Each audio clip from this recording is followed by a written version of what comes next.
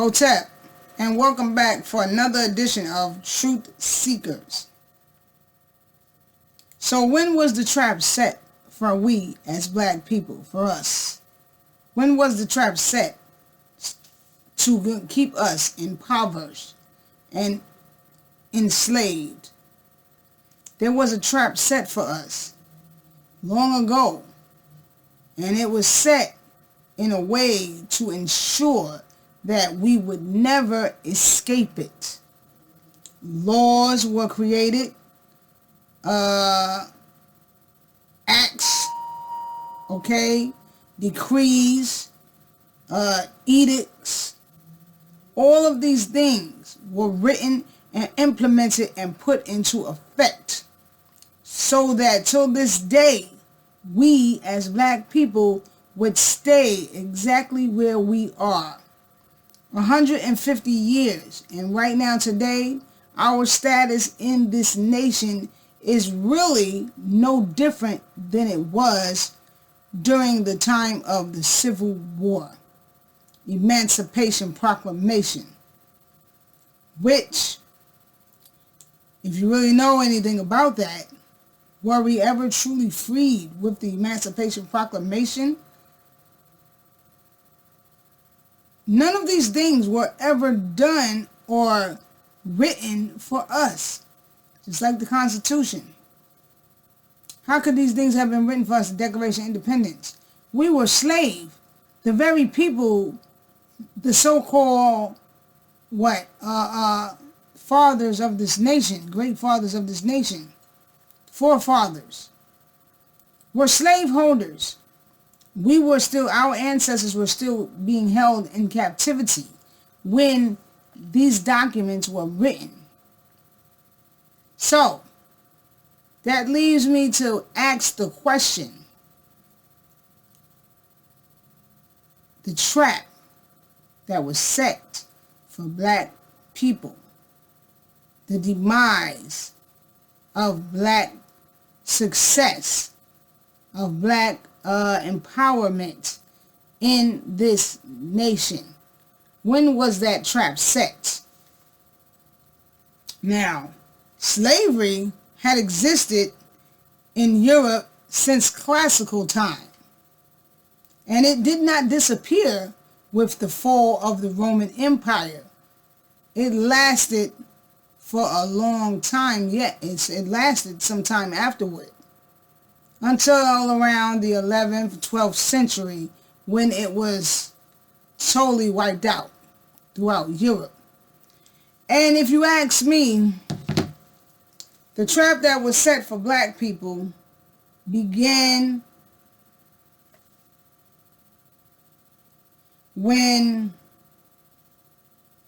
the Pope gave Prince Henry the Navigator land in Africa, land that did not belong to him. When he gave Prince Henry the Navigator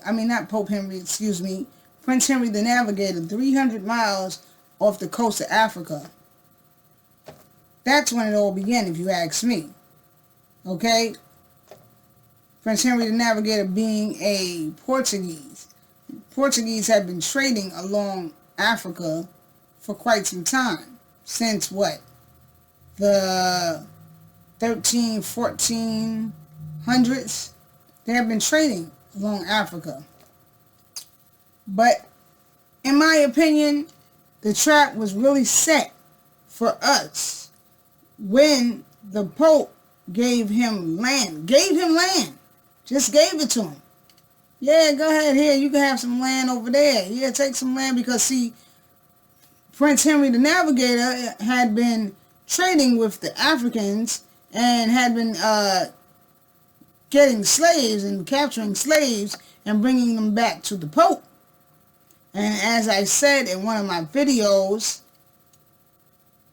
which as a matter of fact, I'm going to take down, but I did say it in one of my videos, I want to take it down because I want to do it over. But I said it, and I believe it was, Do Black Lives Really Matter in This Nation, Part 5.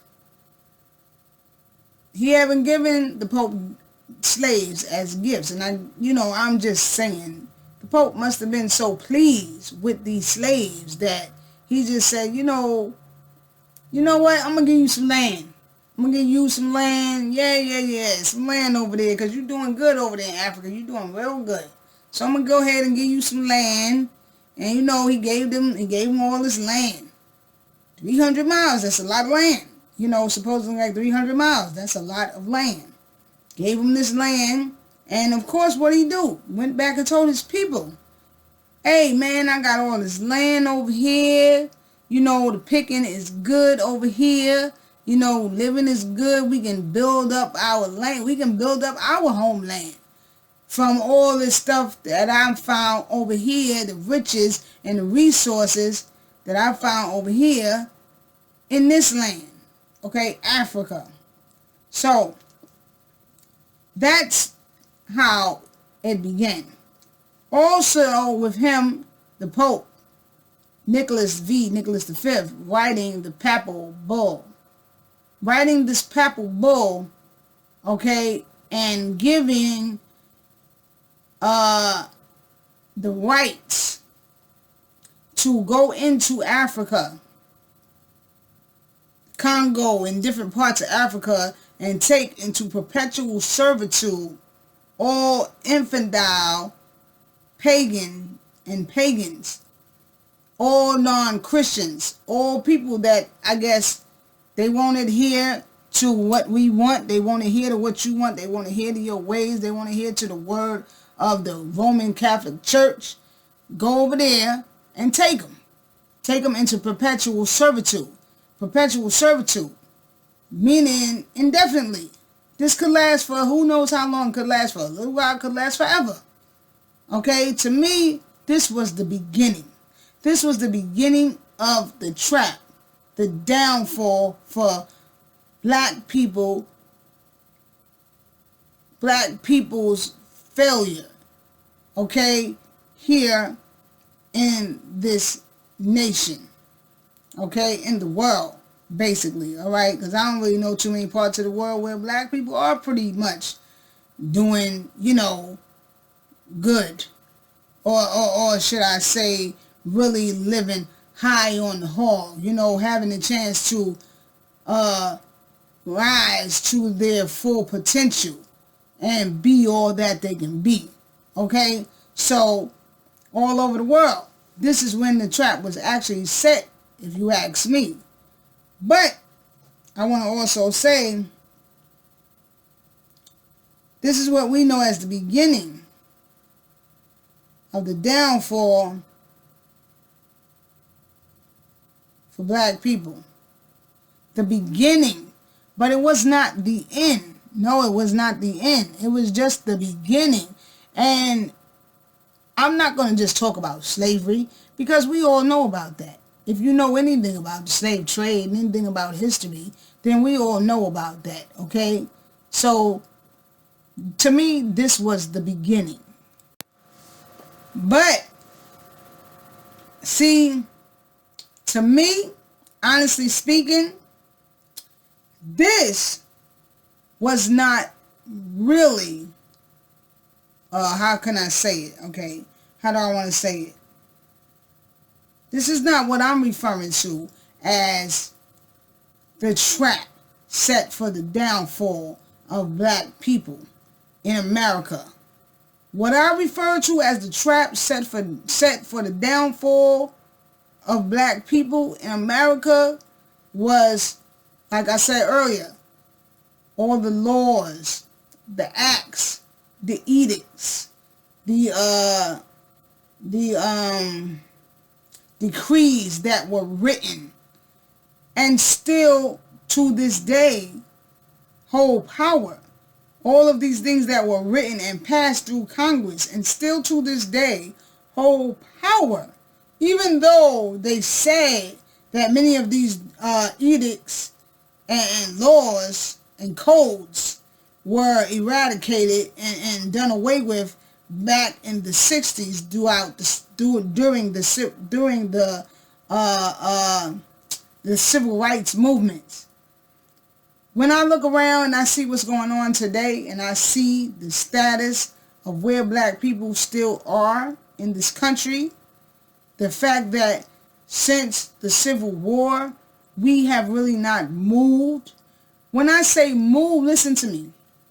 I'm not speaking about, oh, the fact that we have, you know, Oprah Winfrey's, and we have Adam Clayton Powell's, and we have Condoleezza Rice, and we had Black President Obama, and you know, we got entertainers like Denzel and Jada Smith and Will Smith and Denzel, and you know, I'm not, you know, and Jay-Z, and you know, Puppy Sean Combs, and all of these entertainers that are doing really well and making some really good money. I mean, they worth some mega money. You know, Jay-Z and Beyonce together worth about, what, $1 billion. Okay, Oprah Winfrey, she's worth, what, a couple of billions, $1 billion, $2 billion, I'm not really sure. I don't really follow that kind of stuff and keep up with that stuff to a T, but, you know, I'm just giving some rounded off numbers, okay? But that's not what I'm talking about, because I know so many people will sit back and you will say, well, we doing a lot better than we was doing since the Civil War. How you gonna say we ain't doing no better since the Civil War? During the Civil War, after the Civil War, Emancipation Proclamation, we was dirt poor. We ain't know nothing. We ain't have nothing. What do we have now? What do we really have now?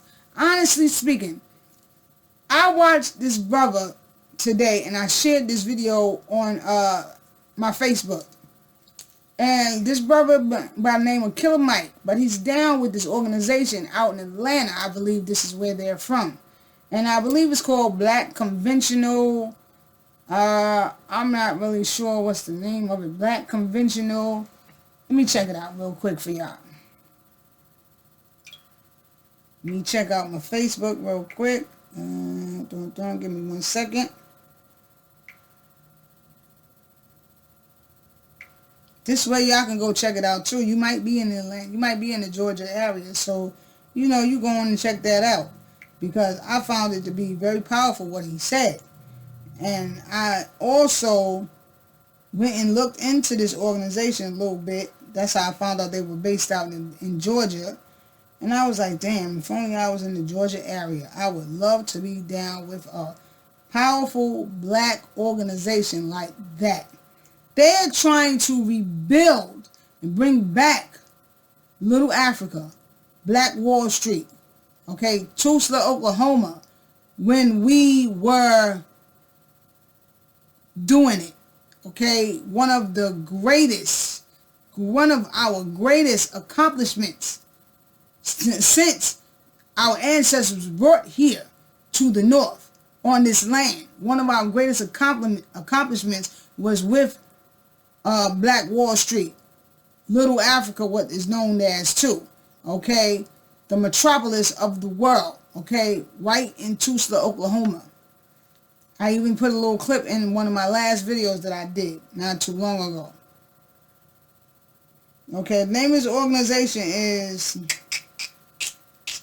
allblacknationalconvention.com.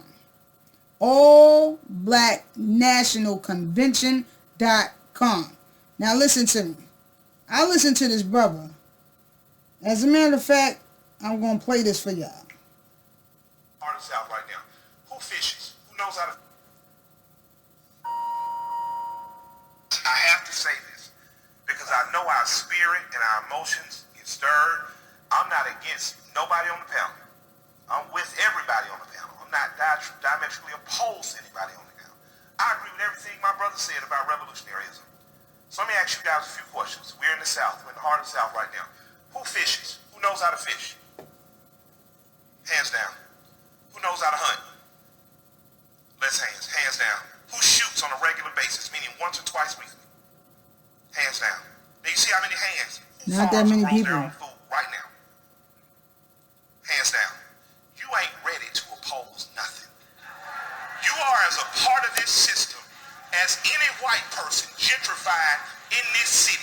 And you can't tell me I don't know what I'm talking about, because I've lived in this neighborhood long enough to know when two out of every 5 yards had a garden in the back. I'm old enough to know him when the Muslim community was the strongest security force and their own food force in this community. Black people, I love you, and I love you enough to tell you, you ain't ready to revolt shit. You don't feed yourself. You don't hunt your own animals and slaughter them. You don't prep your own meat. You don't own your own land. You don't have a seed growing in your window. So when you think about revolutionaryism, and you think about fighting and dying in the street, you ain't shit if you can't feed your children. You ain't nothing if you can't teach your children to hunt. I've been hearing this revolutionary talk all my life. Now that's deep right there. You hear what that brother said in that video? That was deep. We're not ready. We're not ready. Because the truth of the matter is this. We can go around and we can talk all day about what we want to do, what we want to see change, but we're not ready. How many of us are really preparing our kids?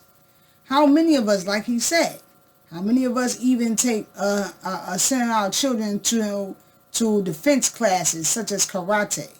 How many of us have our own gardens? How many of us have land? How many of us shoot on a regular basis?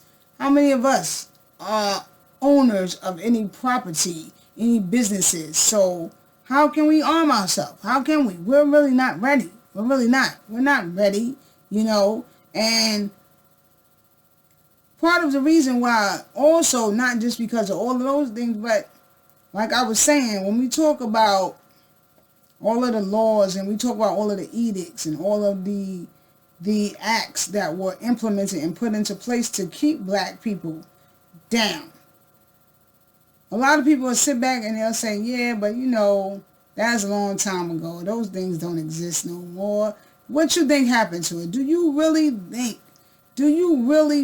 think that these people, these white people, and when I say white people, let me just make this clear again, because I always try to do this in my videos for all of you, why you always talking about white people and you sound like a racist.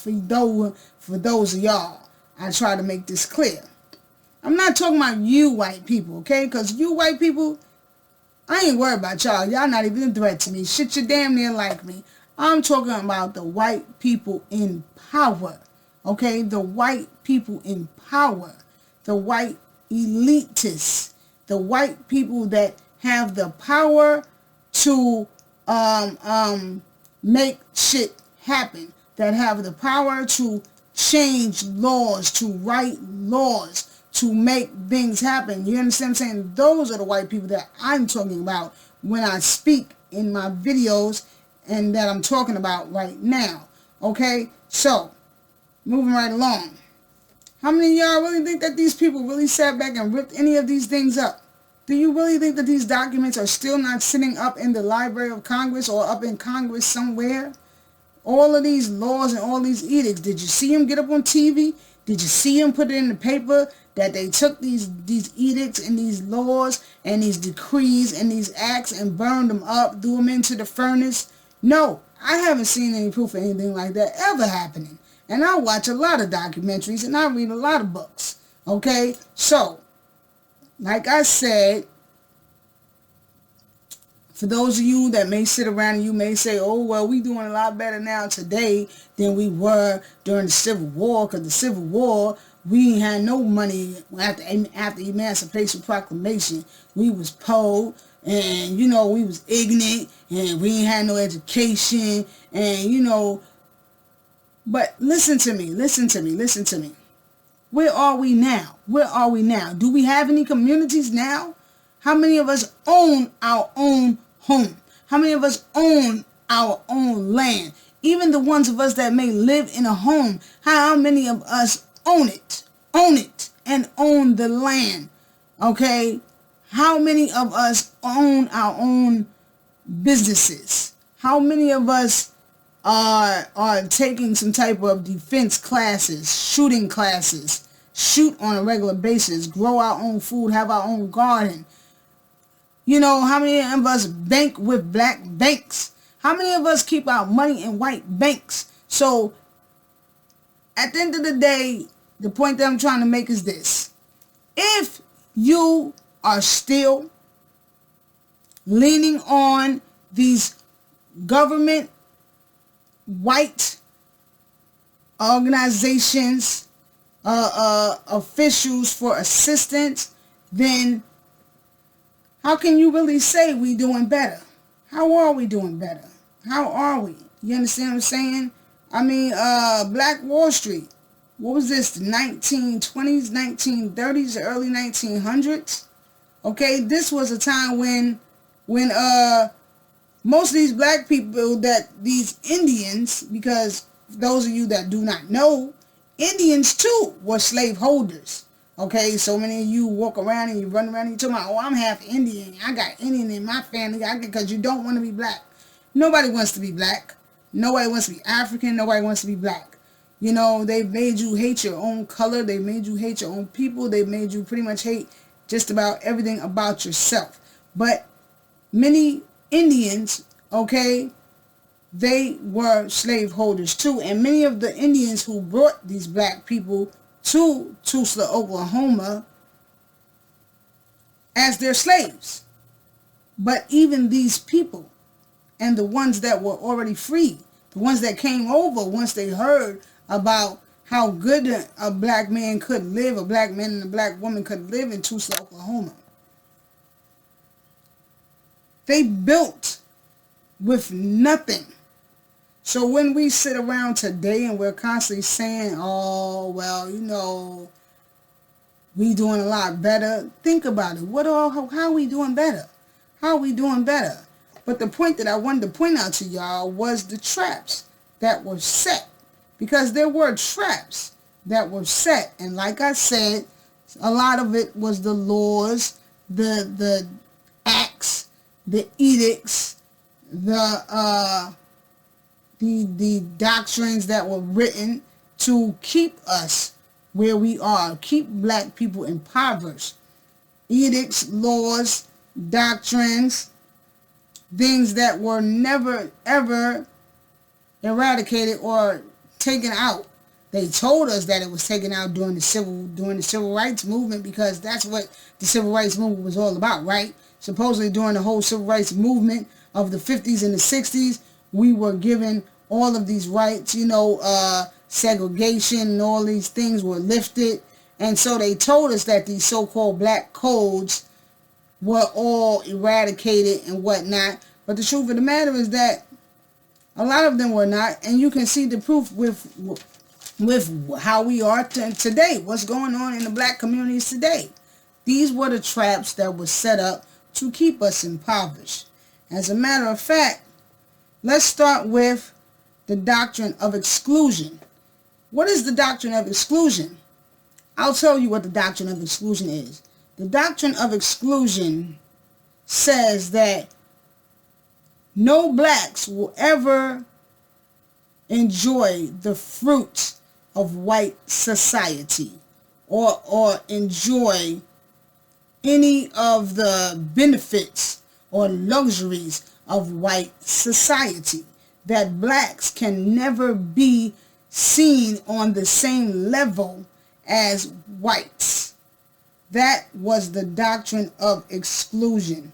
Okay? And it was created in 1638. All right? And I know a lot of people will sit back and they'll say, but see, that's what I'm saying. Like, that can't be true, because look at what we're doing right now. We doing good these days. Black people doing real good now. You know, we got Denzel. We got Oprah Winfrey. We just had a black president, Obama, and Michelle and them up in the White House. And, you know, we got money now. We doing good now. You know, we got all these rappers now. You know, young cats like Fetty Wap and them. And we doing real good. But that is not, okay, yes, that's doing good. But what I like to always call that is comfort on the plantation. Comfort on the plantation, because that's doing good. But that's not wealth. When I talk about wealth, I'm talking about wealth. I'm talking about Rothschild money. That kind of wealth. I'm talking about the kind of wealth where, the kind of money where you could die your mother, your father, all your kids could die, and your next generation would still be wealthy. We don't have that. We don't even have communities like I told y'all in my last video I did. We don't even have communities. We have hoods. The Jews have communities. The Asians, Chinese have communities. The Indians have communities. We have neighborhoods. Hoods. That's what we have. And we don't run anything in those hoods. I told y'all in my last video, what was the name of that video I just did? Can't think of it right now. But I told y'all in my last video the story about what happened to me when I lived out in Brooklyn. About the cab company that was right in my neighborhood that I went to during a snowstorm trying to get a cab from. Jewish cab company. They told me they didn't service that neighborhood. Mind you, I was only going straight down the hill. Maybe 6 blocks, 7 blocks at best. And they said they don't service that neighborhood. Even though it was still Crown Heights. It was still the same neighborhood. It was just not their side. See, where I was, where that cab company was, it was in their area. On their side, on the other side of Eastern Parkway. For my brothers and my sisters that's from New York, you know what I'm talking about. When I'm talking about Eastern Parkway, we got the side of Eastern Parkway that's all Jews, and then you got the side of Eastern Parkway that is what we call the hood. This is when you get to the brothers and the sisters. So this is how I guess they separated it. You dig what I'm saying? We don't service that we don't service that area as if it was a whole nother part of Brooklyn I was asking them to take me to.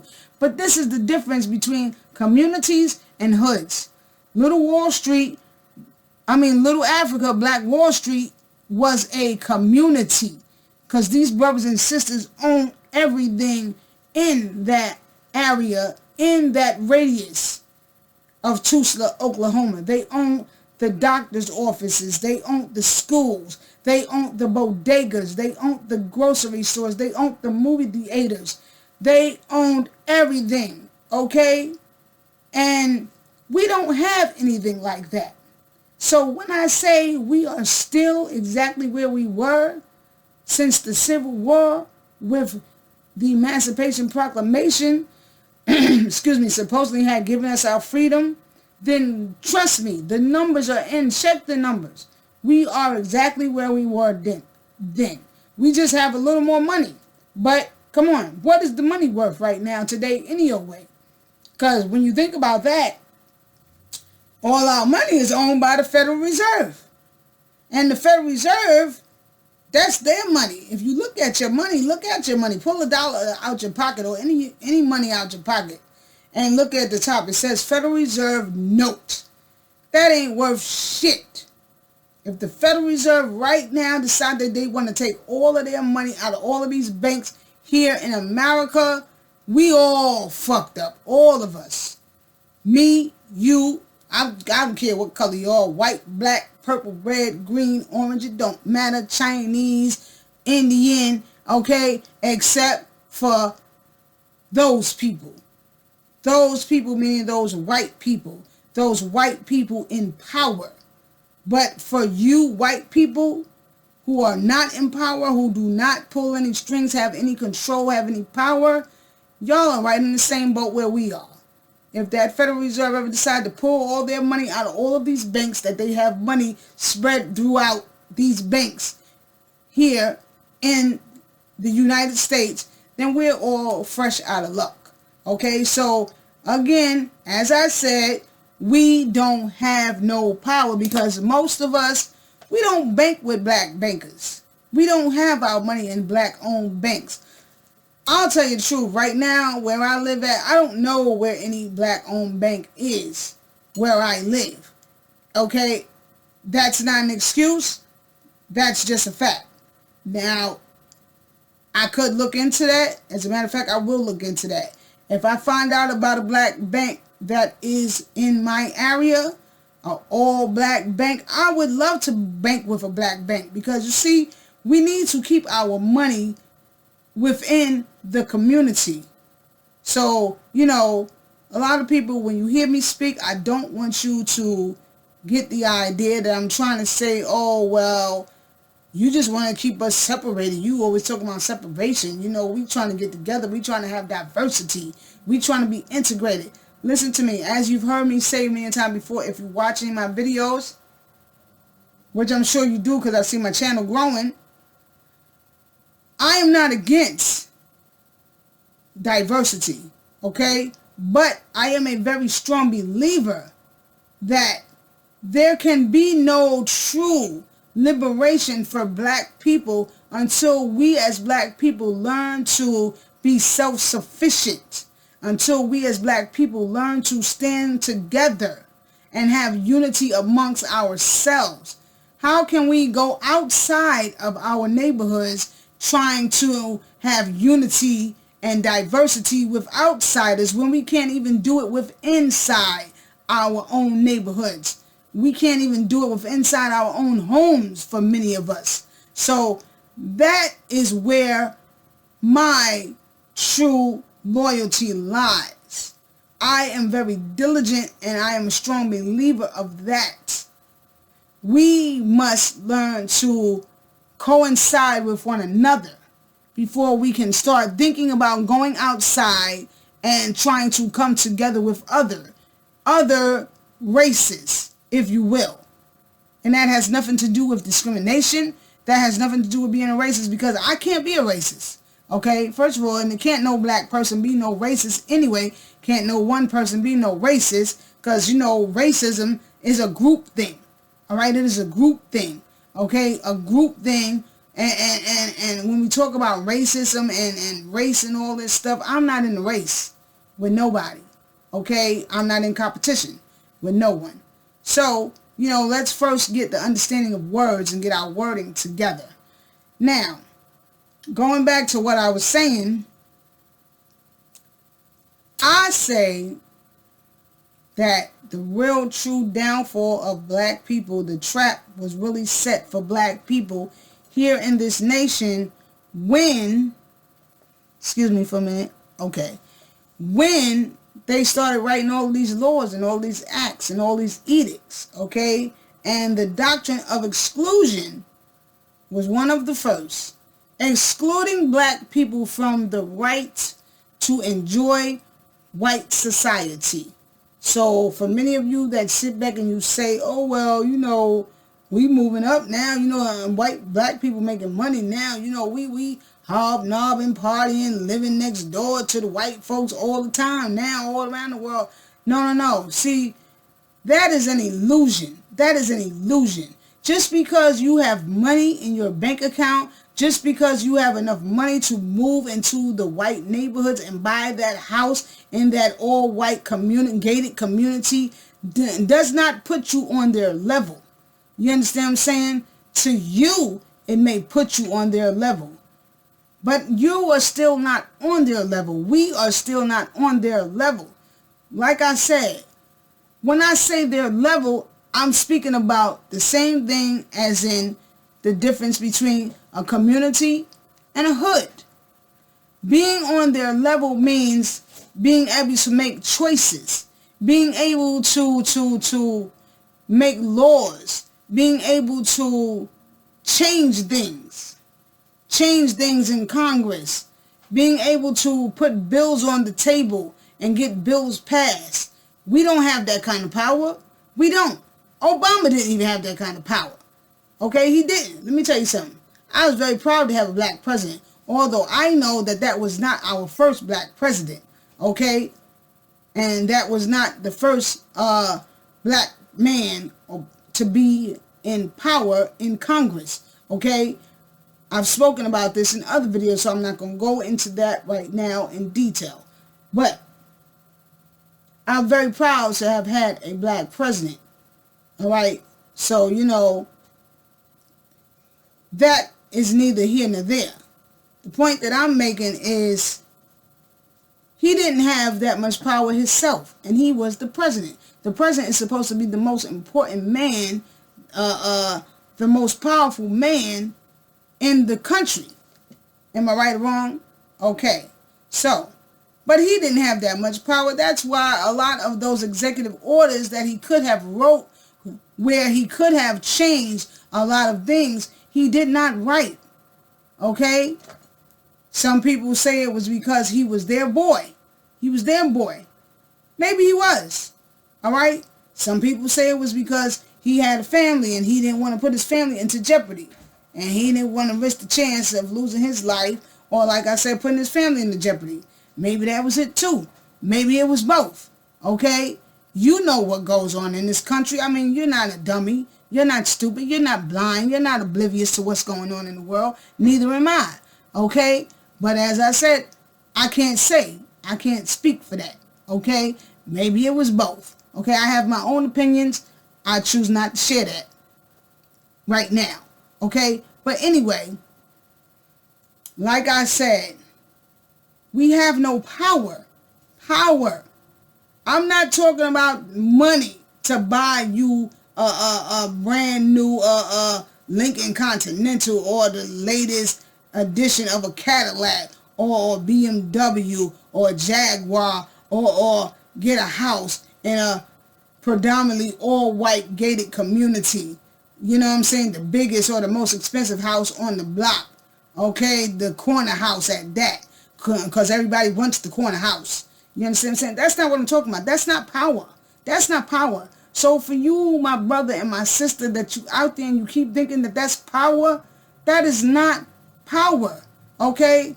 That's not power. You understand what I'm saying? That's just an illusion. An illusion. All right? Comfort on the plantation. There is a set quota in this nation that every job has to have a certain amount of what you want to call minorities working there, what you call handicapped people. Okay, there are certain quotas and there are certain protocols that must be met in this society. So do not be bamboozled and do not be fooled by the smoke screen. All right? Doctrines such as the doctrine of exclusion, which excludes black people from ever being able to enjoy the fruit of white society, to live like white people. That's what I mean. Live like white people. Have the same rights as white people. No matter what kind of money you have. Okay? No matter what kind of educational background you have. Okay? Send your child to the same school as white folks. These things were written into effect so that it was ensured that it would never happen. That's what the doctrine of exclusion was all about. So when you ask me, that was the first set for the trap to keep black people forever impoverished and forever enslaved. Now, like I said, if you want to go back, if we want to go back to ancient times, if we want to go back to earlier times, the 1500s, with the whole slave trade, and you know, like I covered earlier on in this video, we can do that, and you can look at that and say that was the first trap. Yes, okay, that was the first part of the foundation being laid. Okay, but to me, the real traps were set with these deeds and these doctrines and these edicts and these laws and these acts. That was when the trap was really set, because as we know today in this nation, Congress runs everything. So when these things were put into law, see, when they took our ancestors from Africa, that was one thing. They took us. They enslaved us. But when they started making things law, when they started writing things in the law books, okay, in the black laws dictionaries or whatever have you, all right, and setting it aside in the Congress, in the Library of Congress, and up in Congress, in libraries in Congress. And, you know, this is when the true trap was set. Because, as I said, show me where were any of these documents ever really eradicated, destroyed, burned, thrown into the furnace. As far as I know, they never were. They say they were. They told us they were. Supposedly with the 60s during the Civil Rights Movement, as I said to you. This whole, the black codes and the doctrine of exclusion, all of these things and things like this, okay, meritorious manumission, 1710. 1710 was the act of meritorious manumission. Now, what meritorious manumission did was that set the center stage to teach black folks how to snitch and rat out one another. Because with meritorious manumission, what it said to a slave, now this was the act of 1710. What it said to a slave was, if you find out about another slave trying to stir up or start a revolt or run away, okay, and you come and you let us know, us meaning us white folks, you come and you let us know, your master or one of us white folks know, we will give you your freedom. And this started a chain effect of black people selling each other out all over, all throughout the South and so forth, okay?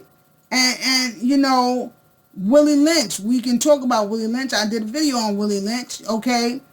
Setting color barriers for black people, putting dark against light, okay, young against old, okay, the pitching the you know, the male against the woman, the young male against the older male, things of this nature.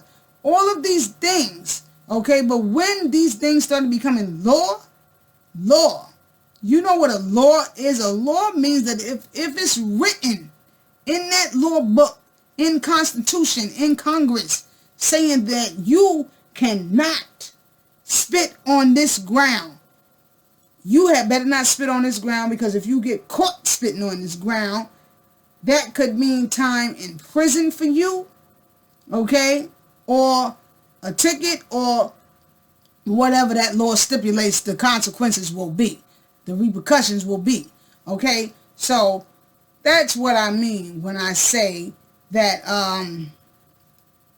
to me, that's when it really all began.